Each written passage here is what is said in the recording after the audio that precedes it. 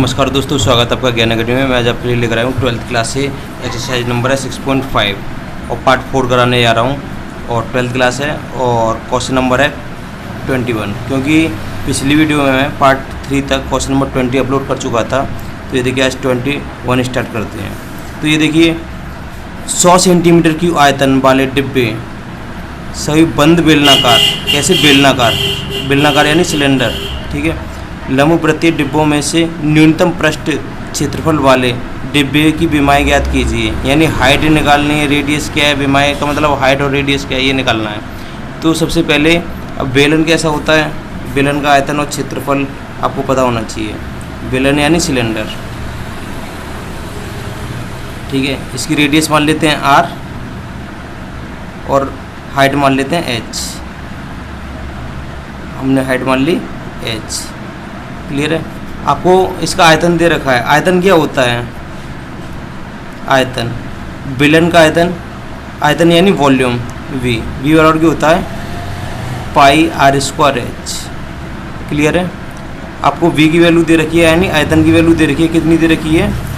आपको दे रखी है 100 सेंटीमीटर क्यूब, 100 सेंटीमीटर क्यूब दे रखी है। पाई r² h की वैल्यू दे रखी है। यहाँ से h को फ्री कर लो, h को फ्री करोगे तो पाई r² उधर क्या करेगा? डिवाइड करेगा। तो h बराबर क्या हो जाएगा? 100 उधर डिवाइड, 100 में कौन डिवाइड करेंगे? पाई r² डिवाइड करेंगे, h फ्री हो गया यहाँ से, क्लियर है। अब क्वेश्चन ने क्या कहा है कि 100 सेंटीमीटर क्यूब आयतन वाले डिब्बे सभी बंद बेलनाकार लंबवृत्तीय डिब्बों में से न्यूनतम पृष्ठ क्षेत्रफल की बात कर रहा है। तो मुझे एक चीज़ बताओ, बेलन का क्षेत्रफल क्या होता है? पृष्ठ का क्षेत्रफल, यानी पृष्ठ का क्षेत्रफल यानी संपूर्ण पृष्ठ का क्षेत्रफल। सरफेस एरिया क्या होता है? पाई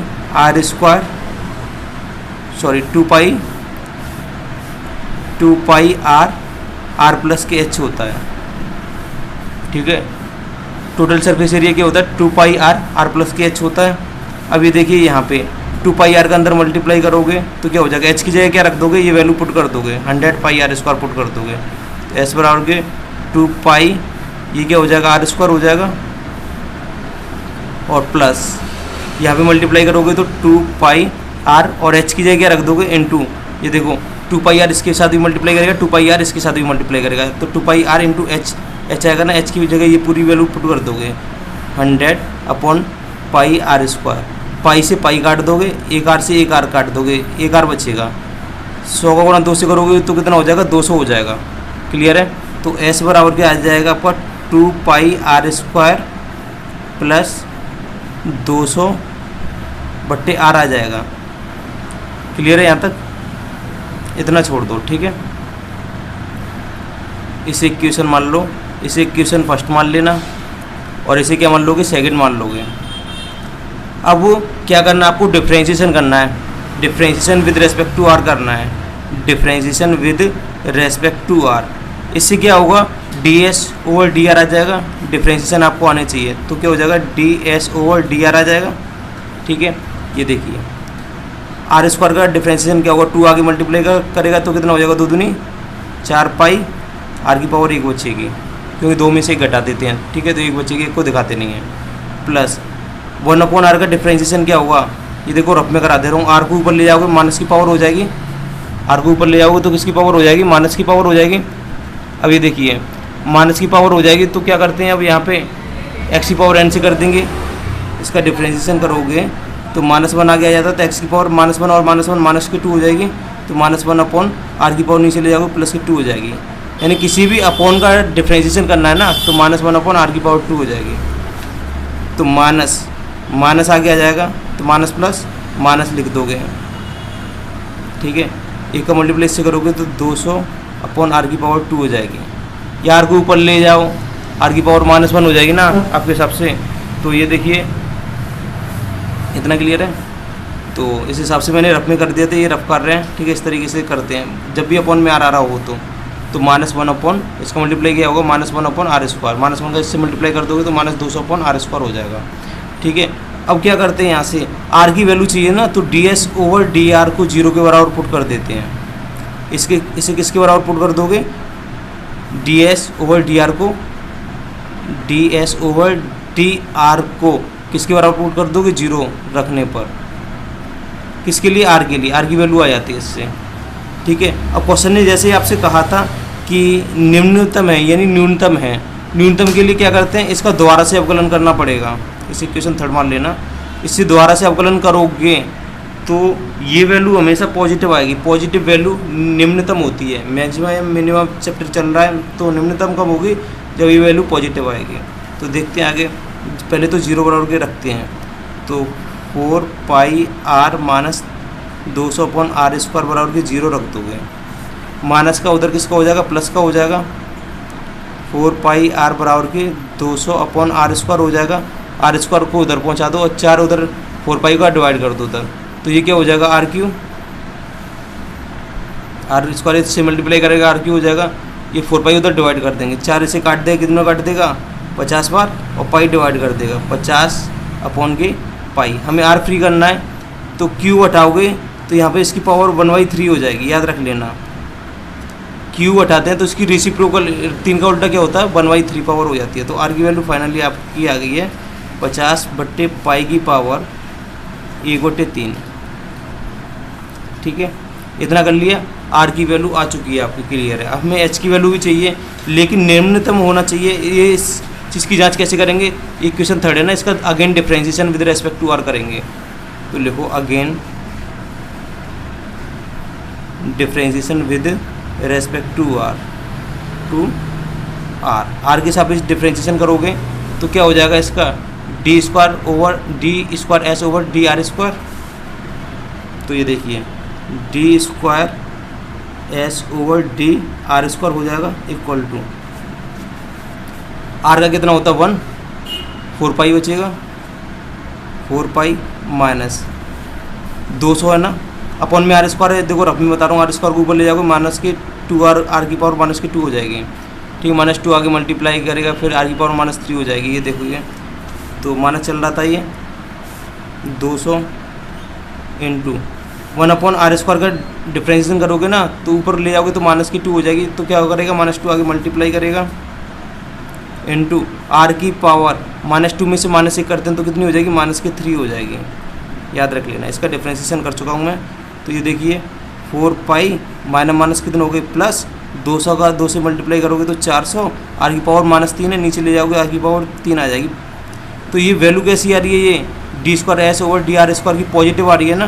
कैसी वैल्यू है, पॉजिटिव, पॉजिटिव मान है, यानी प्लस का मान निकल रहा, पॉजिटिव मान है तो फलन कैसा होगा, निम्नतम होगा।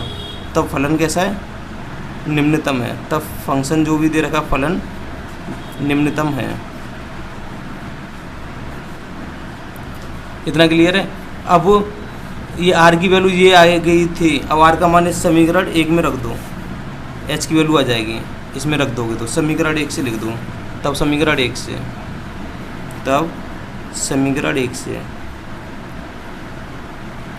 क्या था, एच बराबर की क्या था, ये रहा 100 अपॉन पाई आर स्क्वायर। तो 100 upon pi into R square, R square. ठीक है, आर की वैल्यू कितनी है, ये रही। ठीक है, ये तो मानता एच का। तो ये देखिए आर स्क्वायर, आर की वैल्यू जो भी है वहाँ पे स्क्वायर लगा दोगे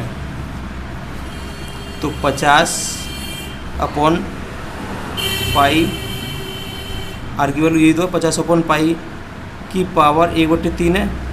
इसका अपनी तरफ से स्क्वायर और लगा दोगे। क्लियर है, इतना क्लियर कर दिया। अब क्या करना है, ये देखो 50 अपॉन पाई इसके पास है, क्या 50 अपॉन पाई ये बन जाएगा, बिल्कुल बन जाएगा। 2 गुणा 50 100 ही होता है, 100 को तोड़ दो, 2 गुणा 50 हो जाएगा, 50 अपॉन पाई 50 अपॉन पाई हो जाएगा। ठीक है, तो ये देखो इसे तोड़ देना आपको। तो ये देखिए 2 गुणा 50 अपॉन में पाई चल रहा है। ठीक है, इसकी वैल्यू कितनी हो जाएगी, 2/3 हो जाएगी। 50 अपॉन पाई की वैल्यू कितनी हो जाएगी, 2/3। ये भाग कर रहे हैं तो ये देखिए इसका उल्टा भी कर सकते हो, ये भी 50 अपॉन पाई आ गया यहाँ पे, और यहाँ पे इसके अपॉन में कौन चल रहा है, 50 अपॉन पाई की पावर, 50 अपॉन पाई की पावर कितनी चल रही है आपकी, चल रही है 2/3 चल रही है। ये भी 50 अपॉन पाई है और ये डिवाइड कर रहा है 50 अपॉन पाई। इसकी पावर 1 है और इसकी पावर कितनी है, 2/3 है। तो पावर क्या होती हैं, डिवाइड में माइनस हो जाती हैं, ये ऊपर माइनस हो जाएगा।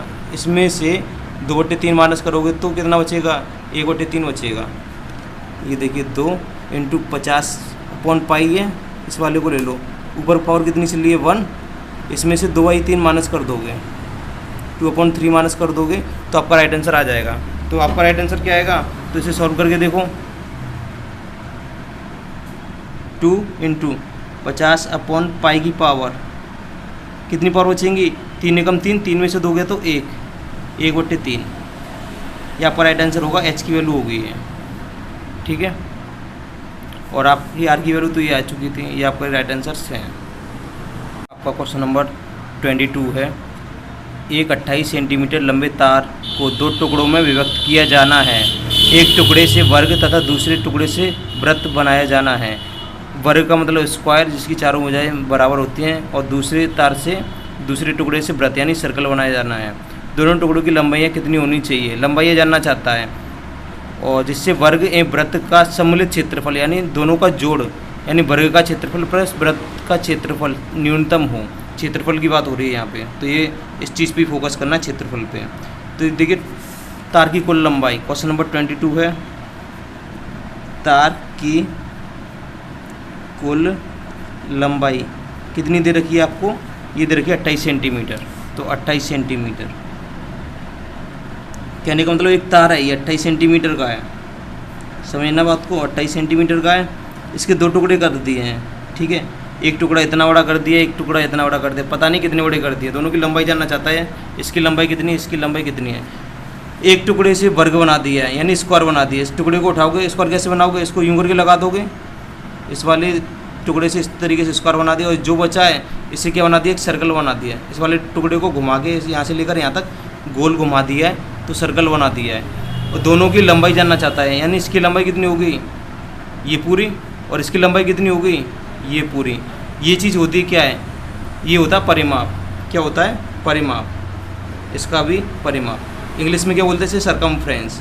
ठीक है, तो कैसे निकालोगे इसका, तो सरकमफ्रेंस यहाँ से लेके यानी परिमाप बोलते हैं इसे, परिमाप। इसका ही इसे परिधि बोलते हैं, सर्कल की को क्या बोलते हैं, परिधि, और इसको क्या बोलते हैं, परिमाप। ठीक है, तो ये देखिए इसके वर्ग के तार की लंबाई क्या होगी, इसका परिमाप। तो ये देखिए मान लो, माना वर्ग यानी स्क्वायर की कुल लंबाई यहाँ से यानी यहाँ तक की लंबाई कितनी मान लोगे, x मान लो, लंबाई कितनी मान लोगे, x सेंटीमीटर। और इसकी वृत्त की कुल लंबाई, ये टोटल 28 थी, ये हमने x मान ली, तो ये कितनी रह जाएगी, इस पूरी में से 28 यहाँ तक की थी ना, इसको निकाल दोगे तो क्या बचेगा आपका 28 माइनस एक्स। इसकी लंबाई हो जाएगी, इसकी x मान रहे तो वृत्त की हो जाएगी 28 माइनस एक्स सेंटीमीटर। कुल लंबाई का मतलब परिमाप होता है, क्या होता है, परिमाप। इसका परिमाप और इसकी परिधि, कुल लंबाई का मतलब इसका परिमाप हो जाएगा, ये परिमाप हो गया। और ये क्या हो जाएगी, वृत्त की क्या हो जाएगी, यहाँ से लेकर यहाँ तक घुमा दोगे इस तार को तो परिधि बन जाएगी, इसे बोलेंगे हम परिधि। वृत्त का परिमाप क्या होता है, तो हम वर्ग पे चल रहे हैं, वर्ग का परिमाप, वर्ग का परिमाप, वर्ग का परिमाप होता है आपका, ये साइड ये ए है तो ये भी ए होगी, ये भी ए होगी, ये ए कितना हो जाएगा, 4a हो जाएगी। क्या हो जाएगी, 4 × भुजा, एक भुजा है, एक भुजा में 4 का गुणा कर दो, यानी ए जोड़ दोगे तो 4a हो जाती है, 4a। और ये यहाँ पे क्या है, यहाँ a बराबर की भुजा है, वर्ग की भुजा है। क्लियर है यहाँ तक। अब वर्ग का परिमाप होता क्या है, वर्ग का परिमाप होता है आपका 4a होता है, ठीक है, और 4 क्या करेगा, डिवाइड करेगा। और वर्ग का परिमाप कितना था, वर्ग का परिमाप था x, क्या था, x, वर्ग की कुल लंबाई यानी वर्ग का परिमाप कितना था, x था, x अपॉन ये 4 डिवाइड कर देगा, तो इसकी भुजा, ये क्या मान रहे थे, भुजा, तो इसकी भुजा निकल के आ जाएगी। ठीक है, तो हम इससे क्षेत्रफल, वर्ग की भुजा निकल के आ गई है, तो वर्ग का क्षेत्रफल, दोनों की क्षेत्रफल की बात कर रहा था, तो वर्ग का क्षेत्रफल क्या हो जाएगा, वर्ग का क्षेत्रफल तक पहुंचना में। एरिया क्या हो जाएगा, वर्ग का एरिया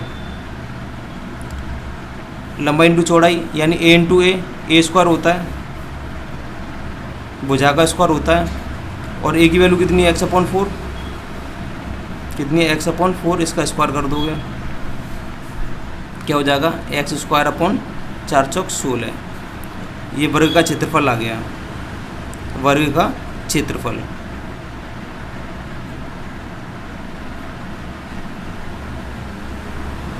ठीक है, वर्ग का क्षेत्रफल निकाल दिया। अब किसका क्षेत्रफल निकालना है, वृत्त का क्षेत्रफल और निकालना है। वृत्त का परिमाप क्या होता है, वृत्त की परिधि होती है, परिमाप नहीं होता। सरकमफ्रेंस क्या होता है, 2πr, 2πr, आर क्या रेडियस निकाल ले रहे हैं। और वृत्त की परिधि कितनी निकाली है उसने, वृत्त की परिधि कितनी, 28 - x, क्योंकि कुल लंबाई इससे ही क्या बोलते हैं, परिधि बनती है ना। तो 28 - x, 28 - x, 2π उधर डिवाइड कर देंगे।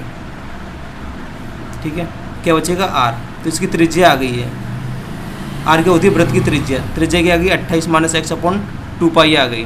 तो वृत्त का क्षेत्रफल क्या हो जाएगा, वृत्त का क्षेत्रफल, क्योंकि हमें क्षेत्रफल तक पहुंचना है, क्या होता है, πr² होता है, πr²।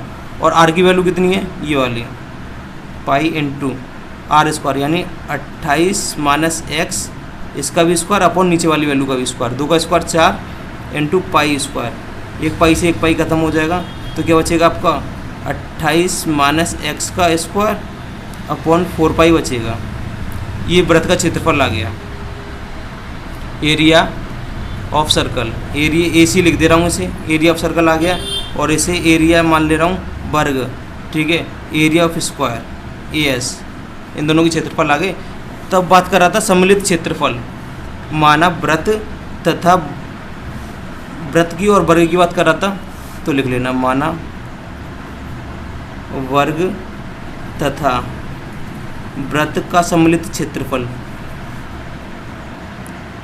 सम्मिलित क्षेत्रफल। सम्मिलित का मतलब दोनों को जोड़ना, इस क्षेत्रफल को जोड़ना और इस क्षेत्रफल को जोड़ना।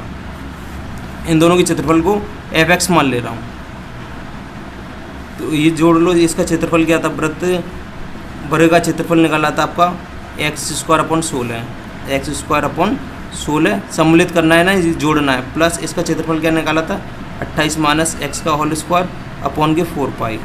क्योंकि क्वेश्चन में आपसे क्या कहा गया था, क्वेश्चन में कहा गया था कि जिससे वर्ग एवं वृत्त का सम्मिलित क्षेत्रफल, सम्मिलित माने जोड़कर, दोनों का क्षेत्रफल जोड़कर न्यूनतम हो, कम से कम हो। न्यूनतम जब निकलता है कोई चीज़, या अधिकतम जब निकलती है जब उसका अवकलन करते हैं।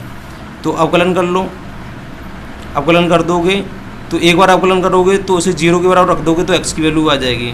तो अवकलन कर देते हैं, तो क्या हो जाएगा, f' हो जाएगा, इसका अवकलन 2x हो जाएगा, अपॉन में 16 चल रहा है, प्लस इसका अवकलन, इसे x मान लो, x⁴ से 2 आगे आ जाएगा, 28 - x अपॉन में 4π कांस्टेंट है, इसे कोई मतलब नहीं है 4π से, इसे x मान के कर रहे हैं ना, x⁴ से 2 आगे आ जाएगा, इसकी पावर 1 बचेगी। इसका द्वारा से डिफ्रेंशिएशन कर दोगे, इसका क्या हो जाएगा 0, और -x का क्या होगा, -1 हो जाएगा। क्लियर है, यहाँ तक काट लो। 2 से कितनी बार कट रहा है, 8 बार, 2 से ये कट गया 2 बार। तो ये देखिए x/8 प्लस माइनस 1 का मल्टीप्लाई इससे करूँगा तो ये रहेगा 28 - x, ऐसे ही रख दो, कोई टेंशन नहीं है। अपॉन में 2π है, अपॉन में क्या है 2π। ये देखिए अवकलन कर दिया हमें। अब f' को जो अवकलन कर देते हैं उसे किसके बराबर रख देते हैं, 0 के बराबर रख देते हैं। ठीक है, क्योंकि f' बराबर 0 रखने पर, क्यों रखते हैं, क्योंकि जिससे x की वैल्यू आ जाएगी आपकी। रख दो x/8 माइनस 28 माइनस x/2π, ये चल रहा है, बराबर 0 रख दोगे। इसको उधर ले जाओगे, इसका हो जाएगा प्लस का हो जाएगा ना, x/8 = 28 माइनस x/2π। 2 उधर मल्टीप्लाई करेगा या इससे काट दो, कितनी बार कटेगा 4 बार, पाई उधर मल्टीप्लाई करेगा और 4 उधर मल्टीप्लाई करेगा तो क्या हो जाएगा πx हो जाएगा। ये 4 का मल्टीप्लाई कर दोगे, 8 चौक 32, 3 4 दूनी 8, 8 और 3 11, 112 हो गए माइनस ये क्या हो जाएगा 4x हो जाएगा। x को इधर की साइड में लेकर आओ, किसका हो जाएगा प्लस का, पाई x माइनस प्लस का हो जाएगा 4x बराबर के 112। यहाँ से x कॉमन ले लोगे तो पाई प्लस के 4 बचेगा। जैसे ही आप x कॉमन ले लोगे तो पाई प्लस के 4 बचेगा और बराबर में 112 चल रहे हैं, बराबर में 112 चल रहे हैं। x को फ्री करना है, पाई प्लस 4 उधर क्या कर देगा डिवाइड कर देगा तो x फ्री हो जाएगा 112 अपॉन पाई प्लस 4। x की वैल्यू आ गई, x की वैल्यू आ गई। इसका दोबारा से अवकलन कर देना, इसे क्वेश्चन जो भी मानना चाहते हो वो दे देना, ठीक है। इसका दोबारा अगेन डिफरेंशिएशन कर दोगे और उसके बाद अगेन डिफरेंशिएशन करने के बाद x की वैल्यू पुट करोगे। यदि पॉजिटिव वैल्यू आती है तो निम्नतम क्षेत्रफल ही होगा, ठीक है। क्या होगा, निम्नतम क्षेत्रफल ही होगा, सम्मिलित क्षेत्रफल का योग निम्नतम ही होगा, ठीक है। अब देखिए क्वेश्चन में क्या कहा गया था आपसे, तो देखिए इसमें x की वैल्यू जो 112 अपॉन पाई प्लस की 4 आई है तो इसका अवकलन कर दोगे। यदि यहाँ पे पॉजिटिव वैल्यू आती है x रख के उसमें डबल मतलब एफ डबल डैश एक्स कर दोगे, दोबारा अवकलन कर दोगे तो समझ लेना ये कि आपका निम्नतम है तो ये x काम कर जाएगा। यानी x की वैल्यू जो हमने मानी थी x बराबर के इसकी तो मानी थी, वर्ग का क्षेत्र वर्ग का ये परिमाप मानना था, यानी पूरी लंबाई x मानी थी तो ये काम कर जाएगा, ठीक है। तो ये देखो अगेन अवकलन करने पर लिखना again differentiation with respect to x कर दोगे, इसका क्या हो जाएगा एफ डबल डैश एक्स बराबर के x का कितना होगा 1, अब प्लस 8 हो जाएगा माइनस 28। देखिए इसका अवकलन करोगे तो क्या हो जाएगा, इसका 0 हो जाएगा, ये तो कांस्टेंट है कोई बात नहीं, इसका क्या हो जाएगा 0 और माइनस और x का कितना हो जाएगा 1 अपन में क्या चल रहा है 2 पाई चल रहा है, माइनस 1 का इससे मल्टीप्लाई करोगे तो क्या हो जाएगा 1/8 प्लस हो जाएगा प्लस 1/2 पाई आ जाएगा। ये कैसी वैल्यू है, पॉजिटिव वैल्यू है, यानी पॉजिटिव वैल्यू हमेशा क्या होती है 0 से बड़ी होती है। अतः फलन क्या है निम्नतम है, पॉजिटिव है ना, पॉजिटिव वैल्यू निकली है पूरी तो क्या निम्नतम है। अतः x का जो मान x का मान जो भी है उस पर फलन कैसा है निम्नतम है। अतः x के मान के लिए, अतः x के मान के लिए फलन निम्नतम है। जगह नहीं तो आगे करा दे रहा हूँ, फलन निम्नतम है।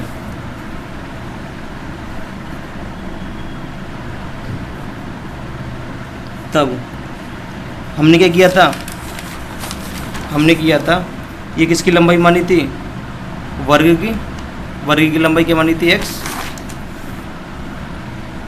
वर्ग की लंबाई यानी x बराबर कितनी निकली है x की वैल्यू जो भी निकली है कितनी निकली है, ये आपकी निकली थी x की 112 upon pi upon 4, 112 upon pi plus 4 निकली थी।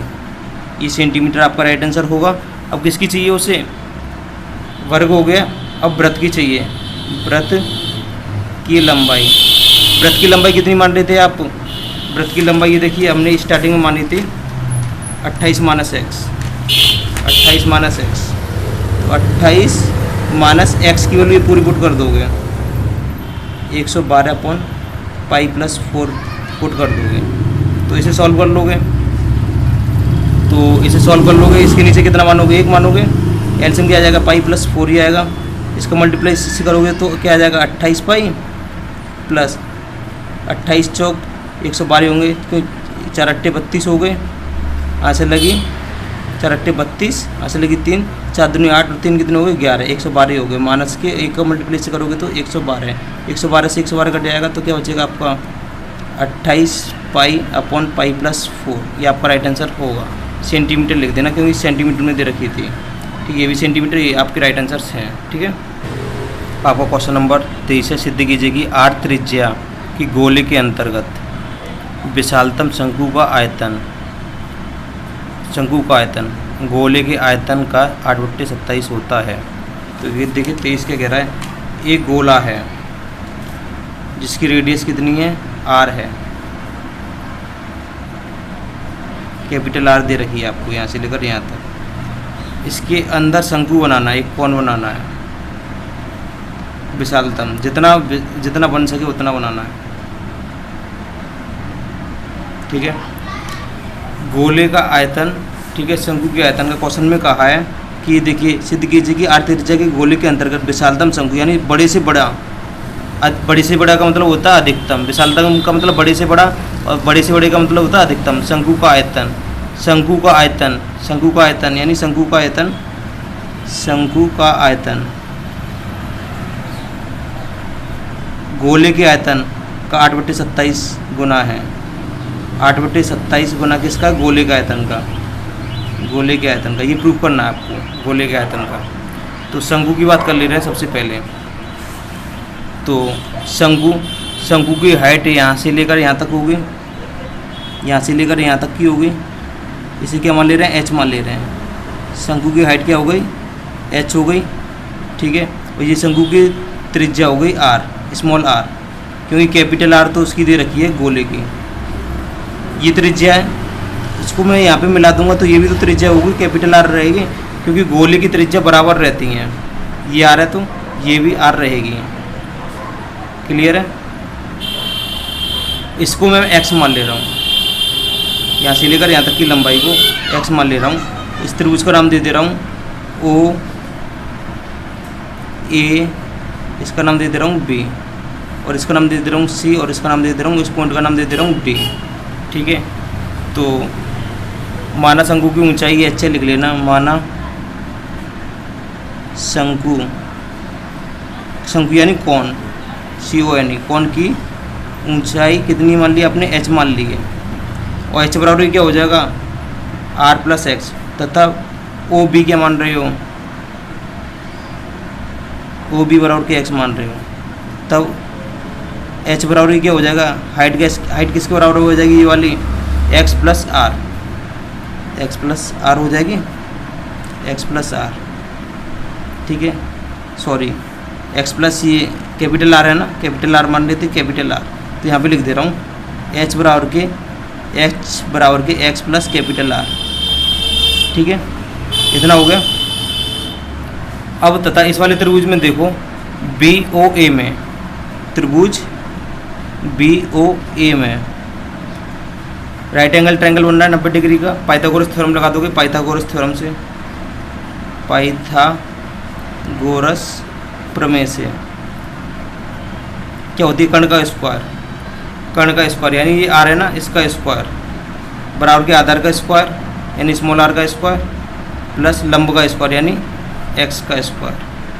यहाँ से हम आर स्क्वायर की वैल्यू निकाल लेंगे, तो एक्स स्क्वायर प्लस का उधर किसका हो जाएगा? माइनस का। आर स्क्वायर माइनस के एक्स स्क्वायर बराबर के स्मॉल आर स्क्वायर की वैल्यू आ गई, ठीक है। शंकु का आयतन क्या होता है? शंकु का आयतन की बात हो रही थी क्वेश्चन में, और गोले के आयतन की बात हो रही थी, तो शंकु का आयतन पे चलना है, ठीक है। तो आयतन निकालोगे, शंकु का आयतन क्या होता है? यानी आयतन यानी वॉल्यूम, V बराबर क्या होता है? 1/3 पाई R स्क्वायर H होता है। R स्क्वायर की वैल्यू ये यहाँ से निकालोगे, R square minus x square यहाँ पे रख दोगे, और H की वैल्यू यहाँ पे x + r यानी स्मॉल r, और ये R स्क्वायर और H की वैल्यू यहाँ से इनसे रख दोगे, इन दोनों से 1/3 पाई R स्क्वायर की वैल्यू कितनी निकाली थी? Capital R square minus x square into H की वैल्यू कितनी निकाली थी? x + के r, x की फॉर्म में आ गया सब कुछ, तो x + के r रख दिया हमने। इतना क्लियर है। अब अधिकतम, विशालतम या अधिकतम किससे निकलता है? उसके अवकलन से। किसके सापेक्ष करोगे? x के सापेक्ष अवकलन करोगे, differentiation with respect to x। क्या हो जाएगा? dV/dx हो जाएगा। पाई/3 तो कांस्टेंट है, बाहर लिख दोगे। ये पहला है और ये दूसरा है। दो फंक्शन आपस में मल्टीप्लाई करते हैं, x के सापेक्ष कर रहे हैं तो ये कांस्टेंट बनाएगा, ये 0 हो जाएगा अवकलन इसका। तो ये देखिए पहले से कुछ नहीं कहना, मल्टीप्लाई सेकेंड का डिफरेंशिएशन, इसका कितना होगा 1 और इसका कितना हो जाएगा 0, x के सापेक्ष कर रहे हैं इसलिए। फिर प्लस, अब सेकेंड से कुछ नहीं कहना, इंटू फर्स्ट का डिफरेंशिएशन, इसका 0 हो जाएगा, इसका -2x हो जाएगा। आपको डिफरेंशिएशन आने चाहिए, ठीक है।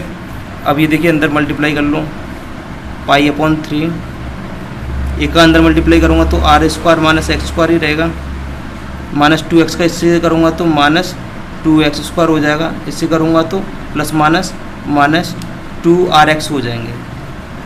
क्लियर है? Pi upon 3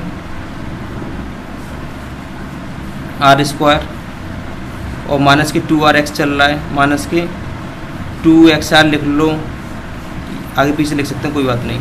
minus x square minus 2x square कितने हो गए? माइनस के 3x स्क्वायर हो गए, माइनस के 1x स्क्वायर माइनस के 2x स्क्वायर माइनस के 3x स्क्वायर हो गए।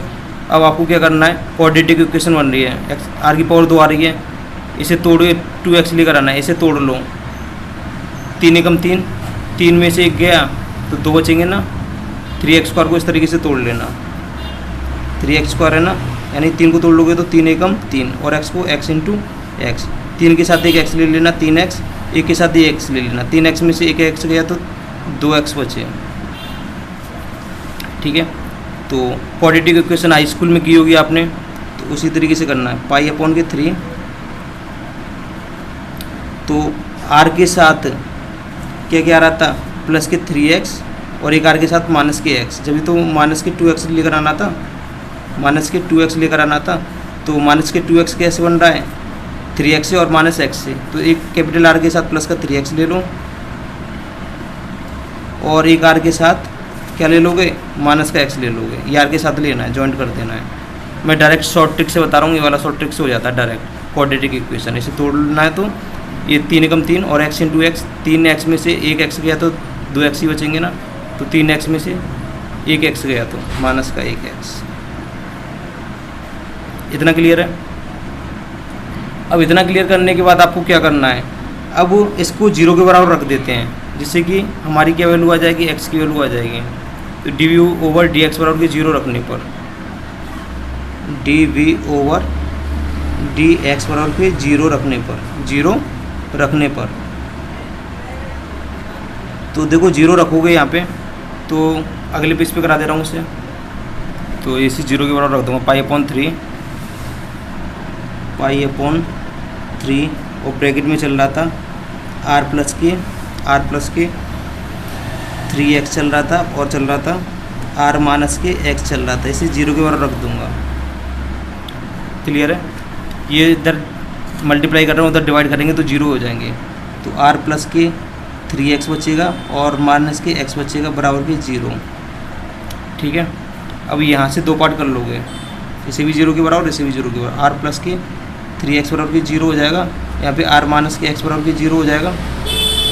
अब यहाँ पे ये देखिए r प्लस के 3x बराबर के r प्लस का उधर किसका हो जाएगा, माइनस का, x बराबर के माइनस के r/3 हो जाएंगे। ठीक है, ये देखिए यहाँ पे माइनस के 3 और r बराबर क्या हो जाएगा, प्लस के। ये देखिए यहाँ पे कुछ एक मिस्टेक हो रही थी, यहाँ पे जब इसकी क्वाड्रेटिक इक्वेशन की फैक्टर करोगे ना, तो ये हमें माइनस के 2x चाहिए था ना, तो माइनस के 3x में से प्लस का 1x घटाओगे जब माइनस का 2x बचेगा।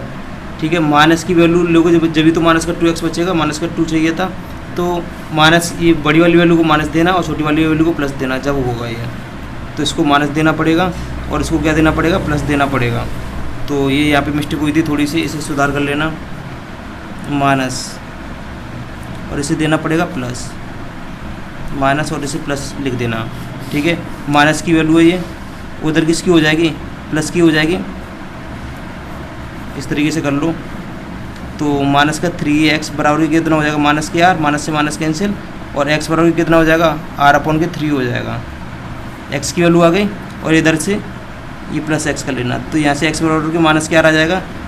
नेगेटिव वैल्यू कभी नहीं हो सकती है, मेंसुरेशन में कभी नेगेटिव वैल्यू नहीं आती, ये नेगेटिव वैल्यू होने के बाद छोड़ने पर लिख देना, छोड़ने पर x की वैल्यू कभी नेगेटिव नहीं होगी, ऋणात्मक वैल्यू हटा देते हैं, इसको हटा दो, इग्नोर कर दो। तो x की वैल्यू क्या ली जाएगी, r/3 में ली जाएगी।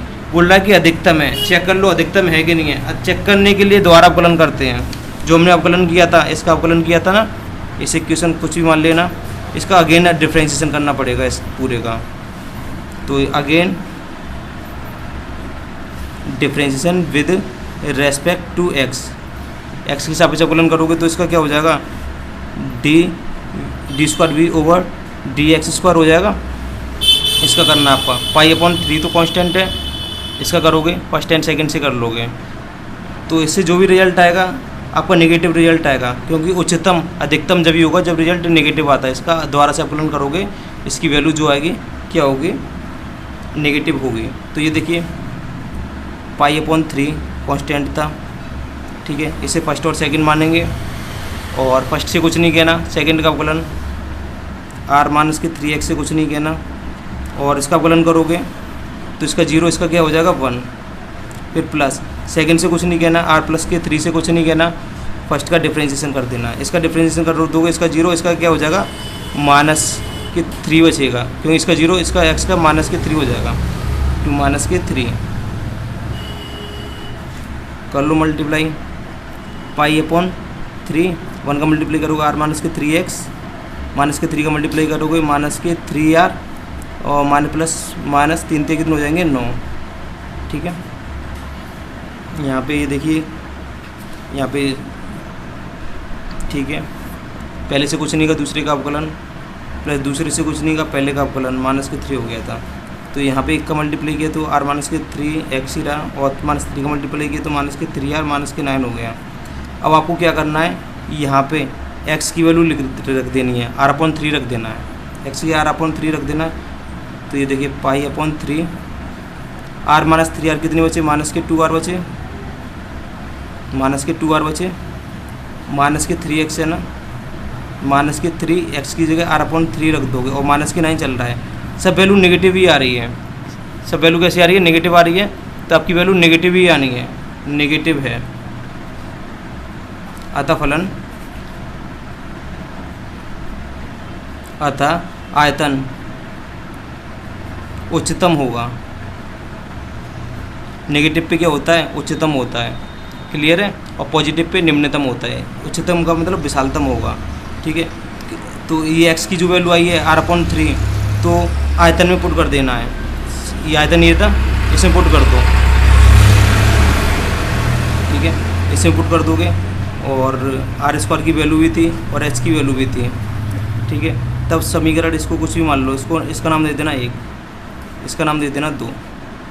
तो शंकु का आयतन, तो शंकु का आयतन क्या होता है, शंकु का आयतन 1/3 पाई r स्क्वायर h होता है, 1/3 पाई r स्क्वायर की वैल्यू देखो यहाँ से ले लोगे, r स्क्वायर की वैल्यू निकाली थी, r स्क्वायर माइनस के x स्क्वायर, यहाँ पे लिख दोगे r स्क्वायर माइनस के x स्क्वायर इंटू h की वैल्यू क्या निकाली थी हमने, h की वैल्यू निकाली थी x प्लस के r, तो x प्लस के r रख दोगे यहाँ पे। तो अब आपको क्या करना है, x की जगह वैल्यू पुट करनी है, x की वैल्यू कितनी निकाली है हमने, r अपॉन 3 निकाली है, r अपॉन 3, तो बस r अपॉन 3 रख दोगे, 1/3 पाई r square minus r upon 3 था ना x की वैल्यू, r अपॉन 3, इसका स्क्वायर करोगे तो r स्क्वायर माइनस 3 का स्क्वायर 9 हो जाएगा, r की जगह x की जगह r अपॉन 3 रखोगे प्लस r, इसे सॉल्व करोगे तो पाई अपॉन 3, इसके नीचे एक मानोगे r स्क्वायर, एक r स्क्वायर में 9 r स्क्वायर में से एक r स्क्वायर घटाओगे तो 8r स्क्वायर बचेगा बट्टे में 9, इसके नीचे एक मानोगे 3r में से एक r जोड़ दोगे तो कितना आ जाएगा 4r बट्टे 3। तो ये देखिए क्या बन रहा है, 4/3 मिल गया, पाई मिल रहा है, r स्क्वायर इंटू r कितना हो जाएगा r क्यू। ये किसका होता है, 4/3 पाई r क्यू किसका होता है, गोले का आयतन होता है। क्या क्या बच गया आपका, ये हमने ले लिया, ये ले लिया और ये पूरा ले लिया, 8/9 27 इंटू 8/9 कितने हो गए 27। ये क्या था, यही क्या चल रहा था, शंकु का आयतन। क्या चल रहा था, शंकु का आयतन। ये शंकु का आयतन यानी v, यानी शंकु का आयतन